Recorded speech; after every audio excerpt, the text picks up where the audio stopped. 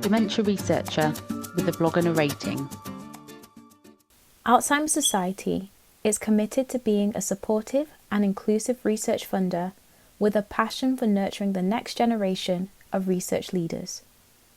We aim to help early career researchers to become independent researchers and smooth the bumpy road that can be a career in research. We know that research careers provide very little scope for extenuating circumstances or the challenges that come with balancing work and home life. This lack of flexibility can often lead to difficult decisions about whether a career in research is still feasible, with many researchers feeling forced to leave.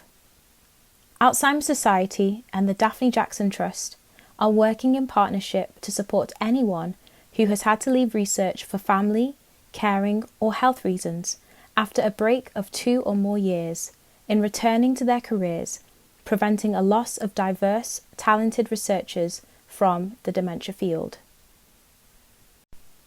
This year, we had the pleasure of awarding our first Daphne Jackson Trust Fellowship to Dr. Emily Clark at University College London, which is part of the UK Dementia Research Institute. Emily is currently re-entering her dementia research career after taking time to take care of her son following health complications at birth. Now he is in good health and having spent some quality time together, Emily felt ready to re-enter her research career. However, she came across many of the same challenges other research returners face. In the spirit of collaboration, Alzheimer Society and Daphne Jackson Trust spoke to Dr. Emily Clark about her experience of re-entering the research field after taking a career break. What were your thoughts and feelings when you were looking to come back to a research career?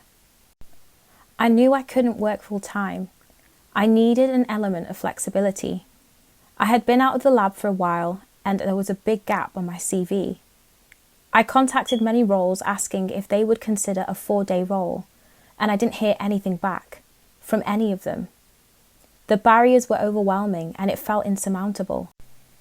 I was talking to a neuroscience researcher about how sad it is that I wouldn't be able to return to my career, and that's when she mentioned the work of the Daphne Jackson Trust. How did you find the fellowship application process? Life isn't linear. Everyone has a story. And it's been reassuring speaking to the team at Daphne Jackson Trust and at the interview stages with Alzheimer Society. There was comfort in speaking with people who really understood and were sympathetic to the situation without feeling like I needed to apologise. When you initially see that the total process can take about a year, on the face of it, it seems long.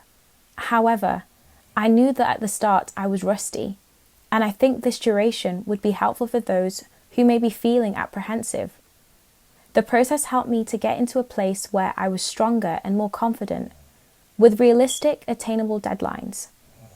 I found the process being long as a positive, as I needed that to get me to a place where I was definitely ready. What would you say to anyone looking to return to dementia research after a break? I would say just don't give up. It might feel like it's insurmountable, the barriers that you see in front of you, but there's always ways around it. There are always options. Take it one day at a time. When you have an application to do or a proposal to write, it can just seem overwhelming and you don't know where to start and you're looking at a blank page. You don't know how to get your thoughts out of your head onto that piece of paper.